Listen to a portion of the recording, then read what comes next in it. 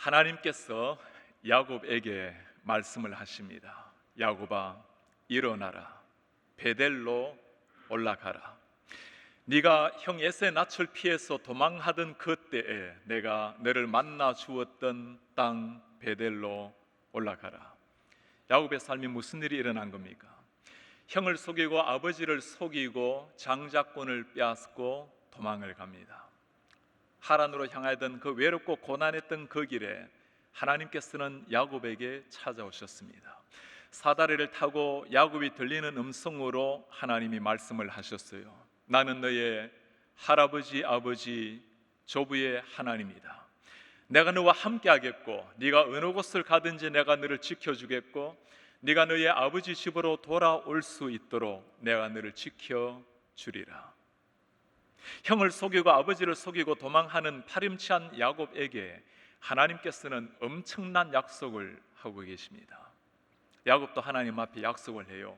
하나님께서 내가 가는 길에 나를 지켜주시고 먹을 양식을 주시고 입을 의복을 주시고 아버지 집으로 평온하게 돌아오게 하시면 하나님께서 나의 하나님이 되시고 이곳 베델에 하나님의 집을 짓고 내가 주를 위해서 삶을 드릴 것이고 내 모든 십의 일을 하나님께 드리겠습니다.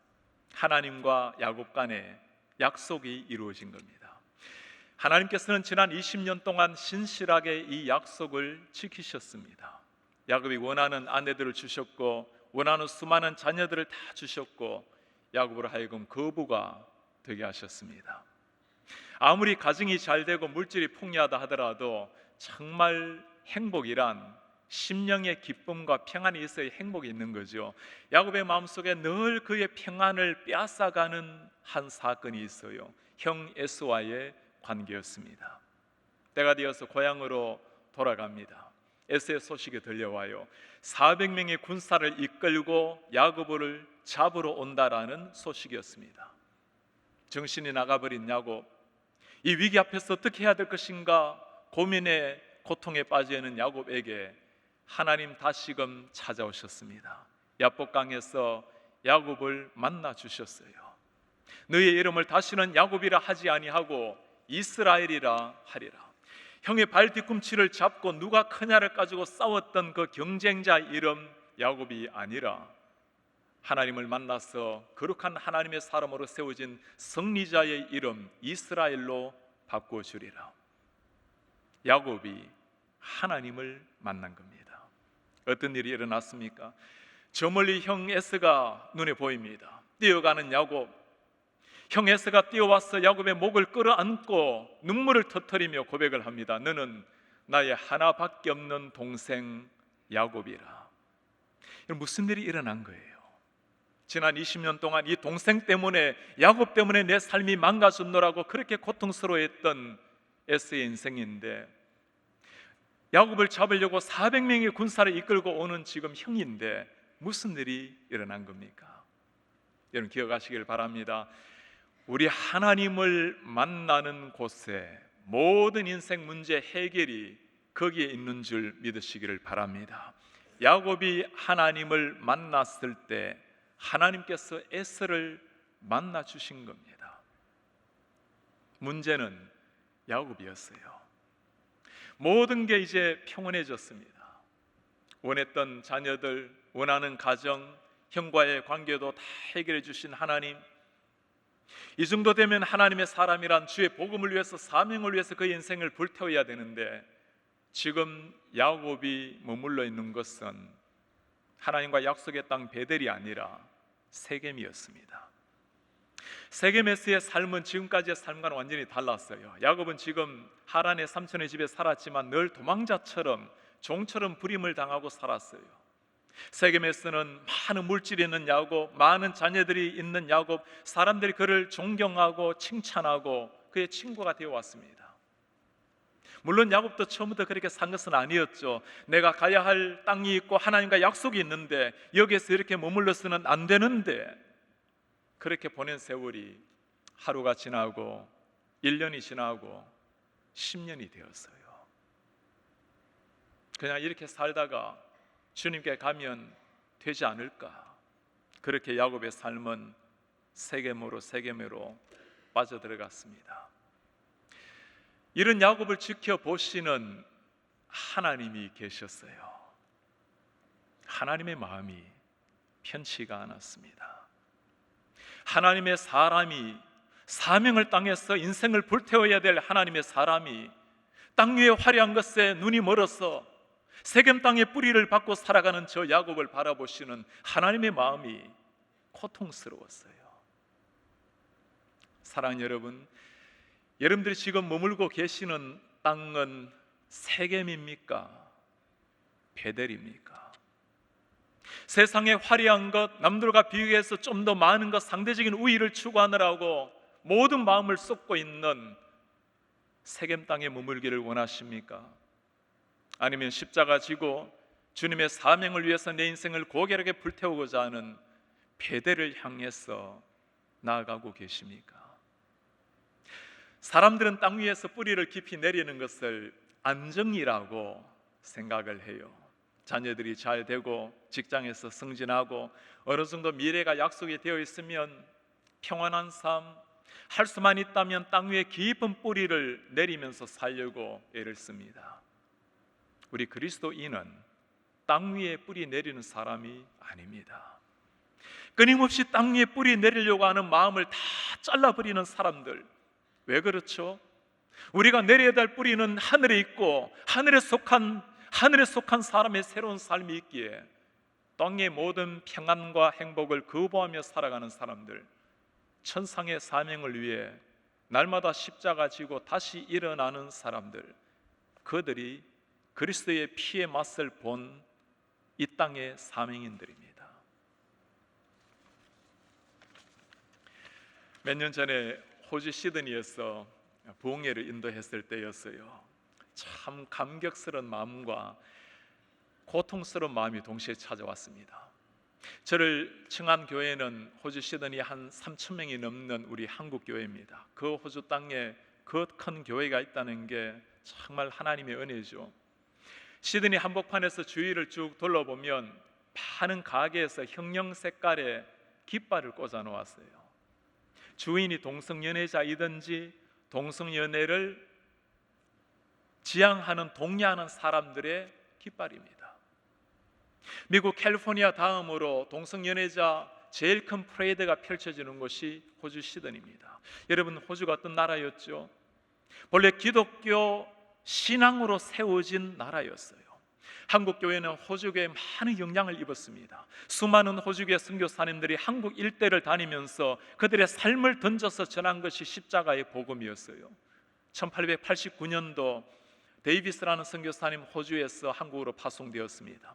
그의 몸을 아끼지 아니하고 선교하다가 163일 만에 183일 만에 이 땅을 떠났어요. 그의 나이 33살의 젊은이였습니다.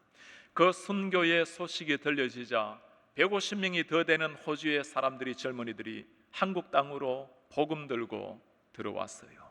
그로 말미암아 흑암에 쌓였던 한국이 복음의 빛으로 바뀌게 되었습니다. 이 호주가 지금 전 국민 가운데 기독교 인구가 7%가 되지가 않아요. 카톨릭을 포함한 숫자입니다. 무엇이 문제입니까? 그 찬란했던 과거의 신앙의 유산을 다 잃어버리고 세속에 빠져서 세상의 화려함에 눈물어가는 민족, 사람들이 이민 가기를 원하는 1순위, 2순위 나라가 호주입니다. 하나님이 그렇게 아름다운 신앙의 유산을 주시고 그렇게 풍요로움을 주셨다면 그 풍요로움을 가지고 사명으로 연결을 시켰어야 되었을 텐데 어제 축복을 내일의 사명으로 연결시키지 못했을 때 그들의 축복은 그들의 영혼을 갉아먹는 독소가 되었을 뿐이었습니다. 호주계뿐이겠어요? 미국이 어떠합니까? 참으로 고결한 신앙의 원리 위에 세워진 미국이 지금은 그 신앙을 점점 밀어내는 이런 나라가 되어가고 있어요. 동성애가 어느 때보다도 합법화되고 있는 시대, 금은 성경책을 책상 위에 올려놓는 것도 불법으로 정하는 시대, 말씀을 공개적으로 전하는 것을 거부하는 시대, 성경은 가지고 있지만 절대 진리의 말씀, 그리스도의 십자가를 거부하는 이런 시대,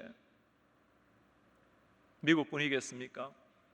한국의 역사는 복음 때문에 피의 순교자들로 말미암아 오늘까지 한국 교회가 왔어요.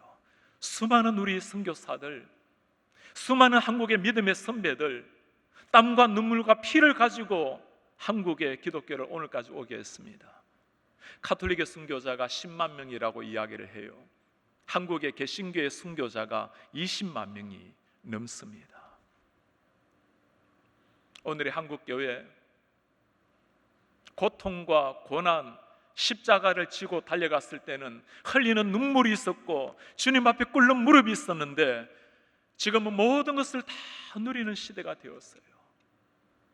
이제야말로 사명을 위해서, 하나님의 세계 선교를 위해서 불꽃처럼 일어나야 될 한국 교회가 어느 때보다도 비난의 화살을 온몸에 맞고 있는 시대가 되었습니다. 무엇이 문제입니까? 하나님이 이토록 우리를 축복해 주셨다면 그 축복을 가지고 사명자로서, 하나님 앞에 맡겨진 청지기로서 하나님 앞에 주의 영광을 위해서 사명을 위해서 달려가야 될 터인데, 조금 더 많은 것, 조금 더 큰 것, 조금 더 높은 것 추구하다가 진정한 사명을 다 잃어버리고 비난의 대상이 되고 있는 이 시대 기독교. 우리 베들교회 34년의 역사에 많은 우리 어른들의 눈물과 땀, 저들의 무릎 꿇는 기도로, 마루를 적신 눈물의 기도로 우리 베들교회가 오늘까지 오지 않았습니까? 참 우리 시대 가운데 존경받는 목사님들, 참 건강한 교회로 너무나 아름다운 소문을 주고 있는 베들교회. 그러나 우리가 머물러야 될 땅은 이 땅이 아닙니다. 이 상태가 좋아서 이 상태를 유지하고 머무르는 것이 우리의 사명이 아닙니다.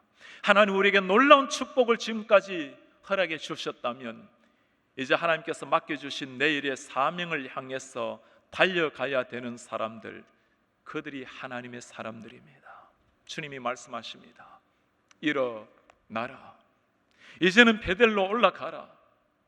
아무리 세상이 화려하고 네가 쓰이는 자리가 평온하다 할지라도 모든 뿌리를 뽑아내고 하나님이 말씀하시는 사명의 땅, 내 생명을 던져도 좋을 만한 사명을 향해서 달려가야 될 그 땅 베델로 올라가라.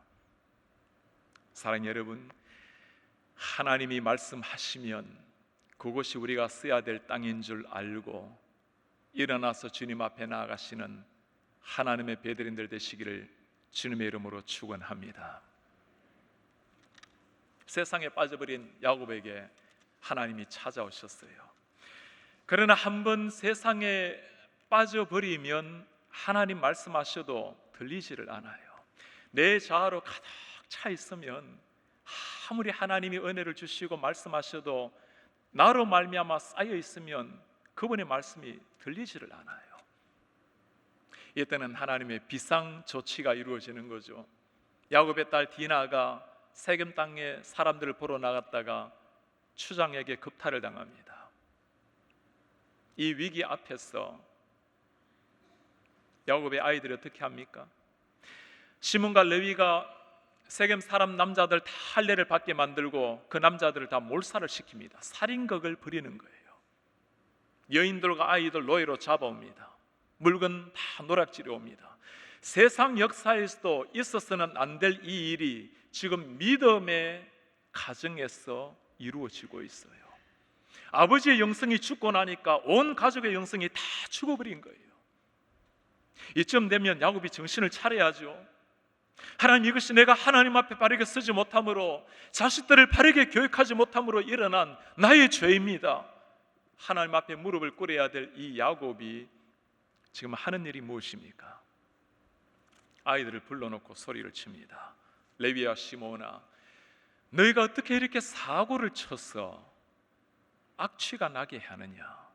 우리는 수가 적지 않느냐? 저들이 이제 동맹군을 만들어서 우리를 쳐들어오면 우리 집은 망하고 너희들과 나는 죽게 될 것이야. 절대절명의 신앙의 위기 앞에서 하나님 앞에 무릎을 꿇어야 될 야곱이 자신이 아둥바둥 모은 재산이 달아날까 봐, 육신의 생명이 죽을까 봐 두려워 벌벌 떨고 있는 야곱의 모습.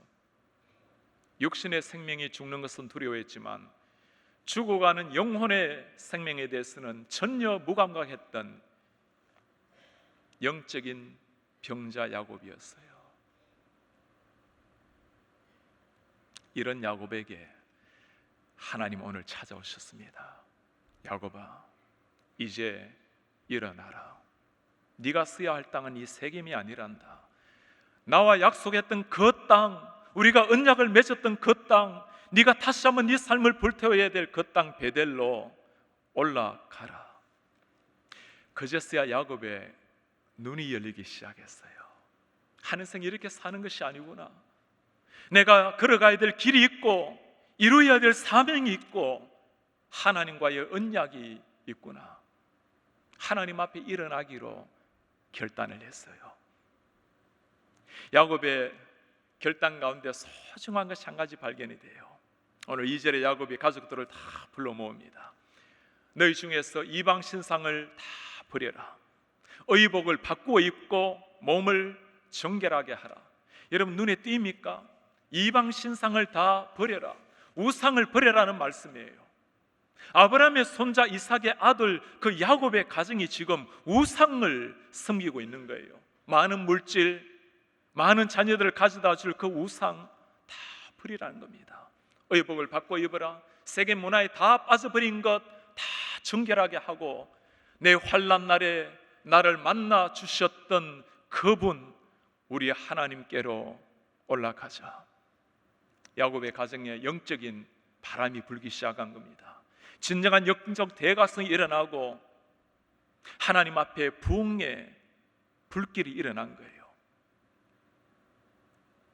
제가 이제 한국 총신대학원에서 10년 동안 교수 생활을 하다가 미국에서 목회한 지가 1년 2개월이 되었습니다. 미국에 있으면서 주일날 미국 교회에서 다른 교회에서 설교하는 첫 교회가 우리 베들 교회가 되었습니다. 제가 목회하면서 가장 가슴 아픈 일을 보는 게 바로 이거예요. 많은 워싱턴의 수도의 교인들 참 귀하게 아이들 자녀들도 잘 교육시키고 참 아름다운 가정을 다 이루었습니다. 자녀들의 성공하고 참 사람들한테 인정받는 걸 보면 뿌듯한 마음이에요. 많은 그 가운데 자녀들이 신앙을 잃어버린 자녀들이 있어요. 고국을 뒤로 하고 우리가 이민 생활하면서 우리의 모든 관심이 어디에 있나요? 자녀들 잘 되었어. 하나님께서 한번 주어진 인생 세상 가운데 빛으로 소금으로 그리스도의 향기로 살기를 원했던 그 부모님들의 열망이 어디에 가버리고 신앙을 잃어버린 이런 자녀들을 바라보면 가슴이 고통스러워요. 무엇이 성공입니까? 남들과 비교해서 좀 더 많은 것, 좀 더 화려한 것, 좀 더 높은 것, 상대적인 우위를 차지하느라고 달려가는 인생, 상대적인 우위를 차지한 것이 그 성공입니까? 80년, 90년, 100년 지나가고 나면 바람처럼 다 사라질 인생이에요. 하나님 앞에, 정말 하나님 앞에 부름받은 인생을 하나님께서 맡겨주신 사명을 위해서 일터가 사명터처럼 여기고 최선을 다해 살아가게 만드는 자녀들, 어떤 자리에서도 그가 쓰이는 자리가 하나님의 빛이 임하는 사명터인 줄 알고 하나님의 나라를 확장시켜가는 다음 세대, 그걸 키워내는 것이 우리 1세대들의 부모님들의 역할이 아닙니까? 사랑하는 여러분, 여러분들의 자녀들 가운데 모든 걸 다 이루었는데도 불구하고 신앙 없이 서 있는 분들 계시지 않습니까? 오늘 예수님께서 이 땅에 재림하신다면 어쩌면 영원한 이별을 해야 될지 모를 그런 자녀가 계시지 않습니까? 부모가 살아나야 자녀가 살아납니다. 부모가 사명을 향해 달려가야 자녀가 그것을 보고 사명을 향해 달려갈 수가 있어요. 부모가 세겜 땅에 있는 모든 뿌리를 끌어낼 줄 알아야, 진정한 영적 가치가 있는 줄 알아야 자녀들이 우리의 말이 아니라 삶을 보고 정말 한번 살아가는 인생 무엇을 향해서 달려가야 될지를 알게 됩니다. 사랑하는 여러분, 오늘 주님이 말씀하십니다. 일어나라, 베들로 올라가라. 내가 버려야 될 우상, 이것이 있으면 우리의 가정을 행복하게 지켜줄 만한 그 우상, 지금까지 물들었던 모든 습관들, 오늘 주님 말씀 앞에 내려놓고 끊어버리고 다시 한번 우리의 자녀들과 함께 일어나서 영적인 새 출발을 나아가는 우리 하나님의 사람들 되시기를 주님의 이름으로 축원합니다. 저희 교회에는 참 귀한 목사님 한 분이 계십니다. 제 생에 저에게는 영적 스승들이 두 분이 계십니다. 한 분은 제가 중학교 3학년 때 저를 교회로 인도하셨던 선생님이시고, 다른 한 분은 대학교 1학년 때 저를 예수님께로 인도해 준 한 선생님이십니다. 저를 전도하셨던 장로님은 미국에서 박사를 마치시고 한국에 오랫동안 교수 생활을 하신 분입니다. 한 4년쯤 전에 저에게 찾아오셨어요. 목사님, 제가 이제 교수 생활을 그만두고 선교사로 가야 되겠습니다. 중국을 가슴에 품어야 되겠습니다. 한참 일하시는 50대입니다. 장로님, 교수 생활 하시면서도 한국의 교수가 방학이 얼마나 깁니까? 한 사흘 가르치면 주말을 통해서도 얼마든지 중국 왔다 갔다 할 수 있습니다. 교수 생활 하시면서 선교사에 가는 게 어떻습니까? 목사님, 제가 아직 10년은 더 가르칠 수 있습니다. 은퇴하고 난 다음에 나머지 인생을 들고 싶지는 않습니다. 신학 공부를 마치게 되었어요. 모든 책 다 중국에 보내었습니다.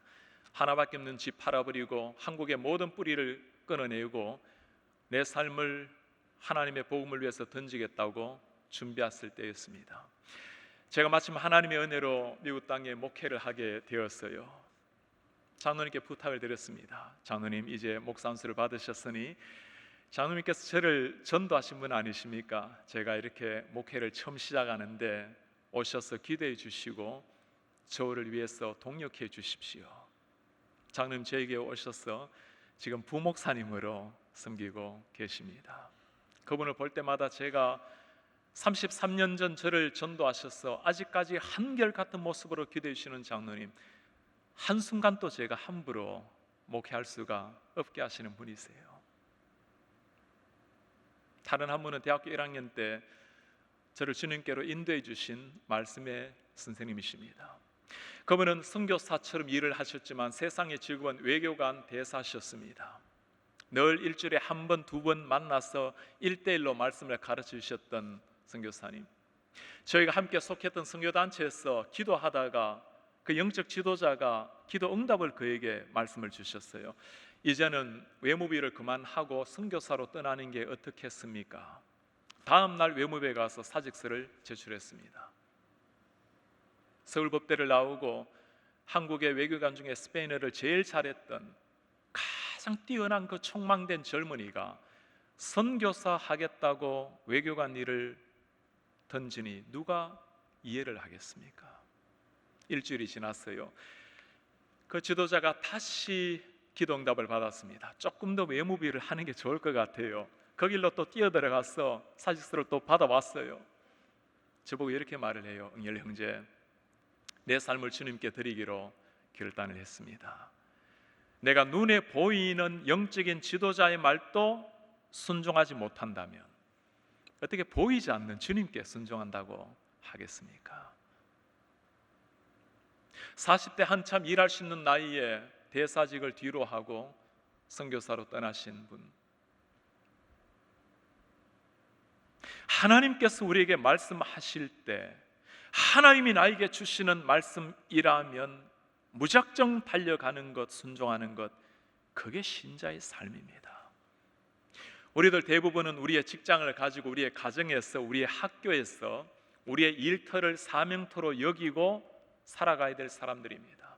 여러분들의 자리에서 최선을 다해서 하나님의 나라를 이루어 가셔야 될 분들입니다. 오늘 주님께서 우리에게 말씀을 하십니다. 일어나라, 이제는 베델로 올라가라.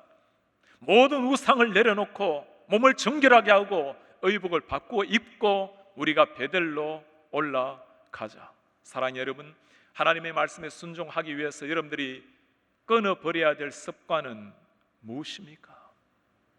지금 하나님께서 나를 지켜보고 계시는데 하나님 앞에 거룩한 하나님의 백성으로 사명자로 살아가기에 조금이라도 마음에 걸리는 것이 무엇입니까?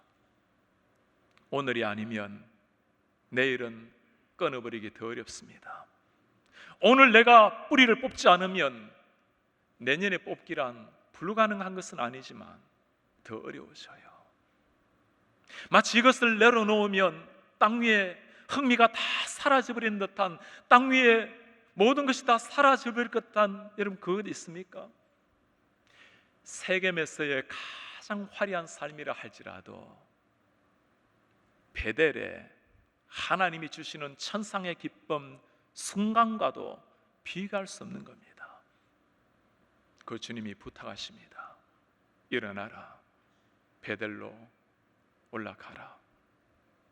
오늘 주님의 말씀을 보면 우리에게 참 신기한 것 한 가지가 있어요. 야곱이 베델로 올라가기로 결단을 합니다. 지금 야곱이 가장 두려워 떨고 있는 게 뭐죠? 저 사람들, 남자들을 다 죽여놓았으니 이웃에 있는 수많은 민족들이 동맹해서 야곱을 치러 오는 것 아닙니까? 나와 내 가족이 멸망할 것을 지금 두려워하고 있지 않습니까?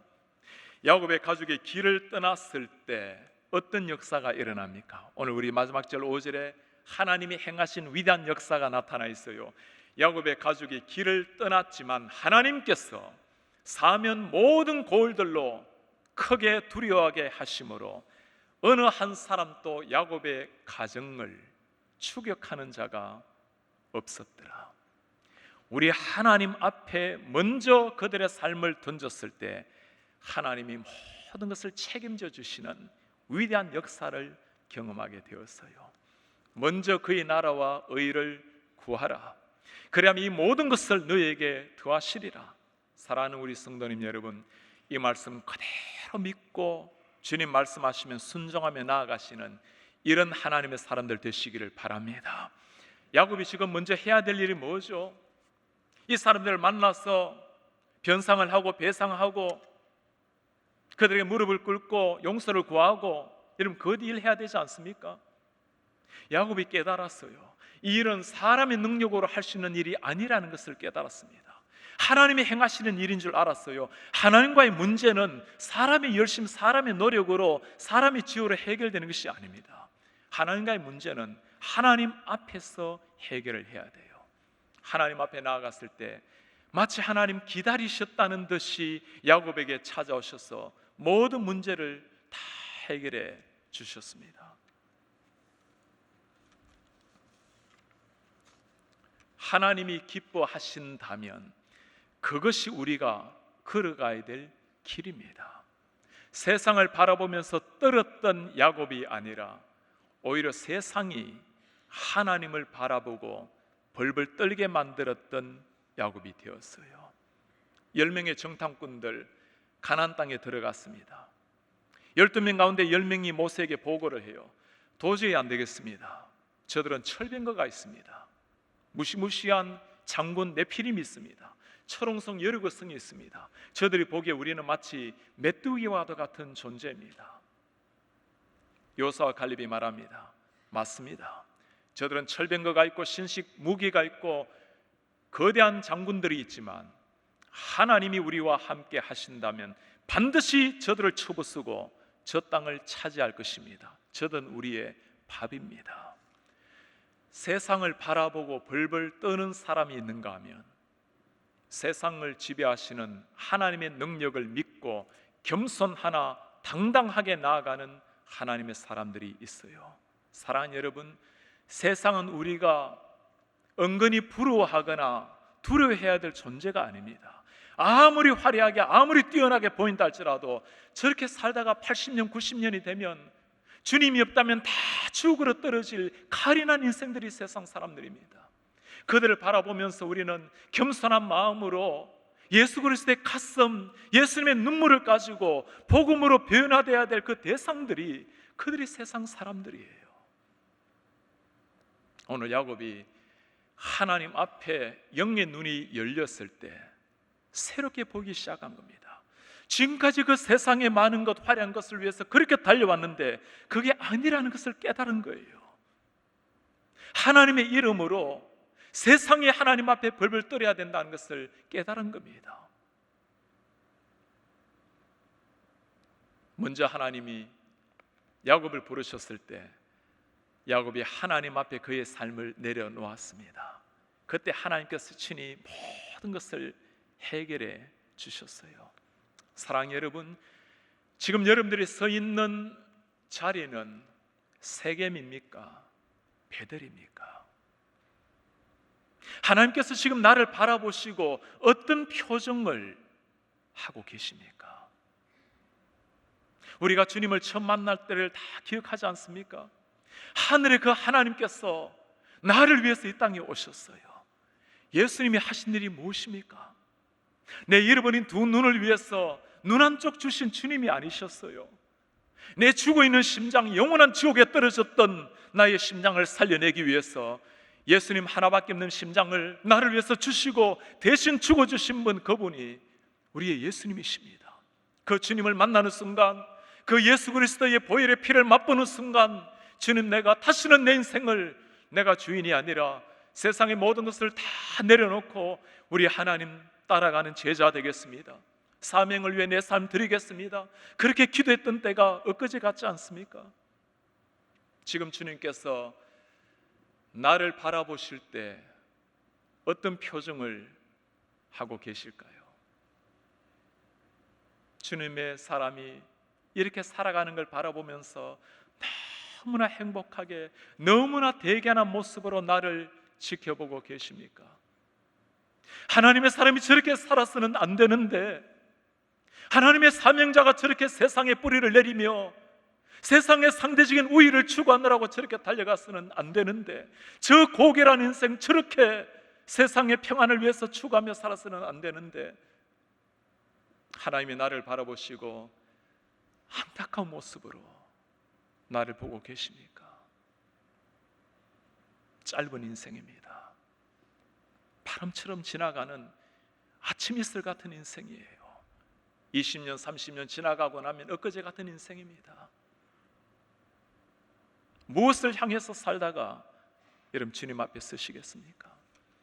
정말 내가 생명을 바쳐도 좋을 만한, 시간, 내 물질, 내 가정 모든 것을 드려도 좋을 만한 그 사명을 여러분 발견을 하셨나요? 이것 하다가 죽어도 좋을 만한 그 사명, 우리 하나님께서 나에게 맡겨주신 그 사명을 위해서 우리의 삶을 던지지 않는다면 무엇을 위해서 사시다가, 누구를 위해서 사시다가 우리 주님 앞에 서시겠어요?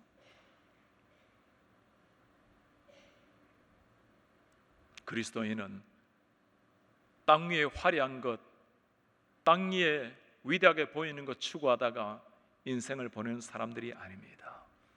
십자가의 가시밭길을 걸을지라도 하나님께서 우리에게 맡겨주신 그 사명, 한 사람 한 사람을 살려내고 한 사람 한 사람을 그리스도의 제자로 세워서 사회를 변화시키고 세상을 변화시켜서 그리스도의 푸른 계절이 오게끔 만드는 위대한 사명을 위해서 생명을 던져야 될 사람들, 그들이 그리스도의 피맛을 본 그리스도의 제자들입니다.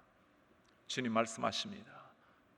일어나라, 베델로 올라가라.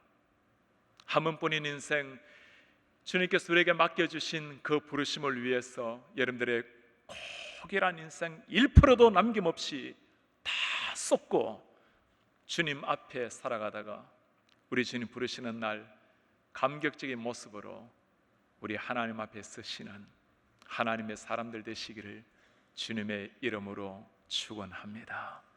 기도하겠습니다. 존귀하신 주님, 우리가 너무나 오랫동안 영적인 세겜 땅에 머물렀습니다. 한국교회가 너무나 오랫동안 영적인 세겜 땅에 머물러 왔습니다.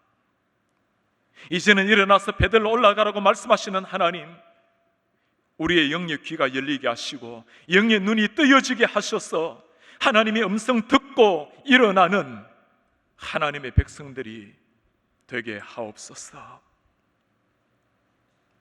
땅 위의 행복을 추구하는 인생이 아니라 하나님만이 주시는 하늘의 사명을 향해서 달려가는 하나님의 백성들이 되게 하옵소서. 절대 믿음과 절대 순종으로 살아갈 때 우리가 세상을 두려워하는 것이 아니라 우리의 믿음으로 말미암아 세상이 하나님을 두려워하고 하나님을 찬양하는 나를 허락하여 주옵소서. 그렇게 사명자로 살다가 어제의 축복을 내일의 사명으로 이루어 가다가 우리 하나님 부르시는 날 고결한 모습으로 주님 앞에 서게 하옵소서. 예수님 이름으로 기도합니다.